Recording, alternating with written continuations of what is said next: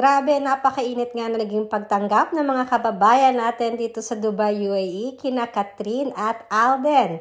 Nasa Dubai Mall sila ngayon para sa meet and greet ng kanilang moving Hello Love Again.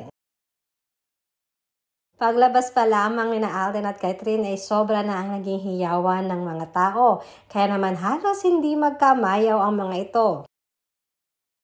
Stay tuned para sa marami pang update kina Alden at Kathryn.